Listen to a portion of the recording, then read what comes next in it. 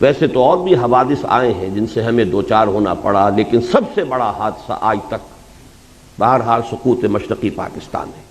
کسی بھی قوم پر اتنا بڑا سانحہ اور حادثہ فاجعہ صرف چند لوگوں کے کرتوتوں کے نتیجے میں نہیں آتا جب تک کہ قوم کا اجتماعی طور پر فساد پیدا نہ ہو چکا ہو۔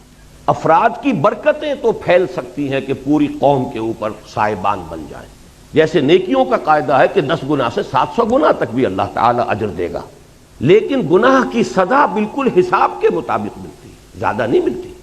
اسی طرح افراد کا فسق ہو، فجور ہو، معصیت ہو، خطائیں ہو، غلطیاں ہوں، جرائم ہو، اگر چند افراد کی ہوں تو اتنی بڑی قوم کو اتنی بڑی سزا نہیں دی جا سکتی۔ در حقیقت یہ معتدب تعداد میں اور جب تک کہ اجتماعی سطح پر وہ غلطیاں نہ ہو رہی ہوں، قوم کی ایک عظیم تعداد نے اگر اس کے اندر اپنا کردار ادا نہ کیا ہو تو اتنے بڑے حوادث رونما نہیں ہو سکتے۔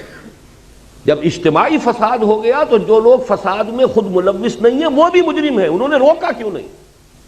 عسیٰ ربکم ان یرحمکم وان عدتم عدنا، تمہارا رب تم پر رحم کرنے کے لیے تیار ہے، لیکن اگر تم نے پھر وہی روش اختیار کی ہم پھر وہی کچھ کریں گے۔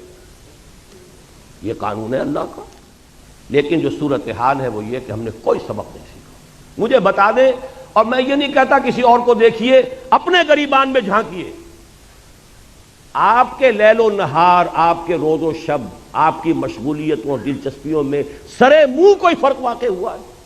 کوئی آپ کی زندگی کا نقشہ بدلا ہو، کوئی پرائرٹیز چینج ہوئی ہو، کوئی ترجیحات بدلی ہو، کسی نے حرام خوری چھوڑی ہو، کسی نے سودی معاملہ چھوڑا ہو؟ اپنے اوپر قیاس کر لیجئے، کوئی سبق حاصل نہیں کیا۔ بد سے بدتر عریانی ہے تو اس وقت کے مقابلے میں 100 گنا زیادہ، فحاشی ہے 100 گنا زیادہ، فراڈ ہے، غبن ہے 100 گنا زیادہ، بلکہ 1000 گنا زیادہ۔ یہاں کوئی اور شے نہیں ہے جو اسے استحکام دے سکے، کسی بنیاد پر مستحکم ہو ہی نہیں سکتا سوائے اسلام۔ اور اگر ادھر نہیں آئیں گے تو اللہ کے عذاب کا دوسرا کوڑا، تمہاری داستان تک بھی نہ ہوگی داستانوں میں۔ اللہ تعالیٰ اس انجام بد سے ہمیں بچائے۔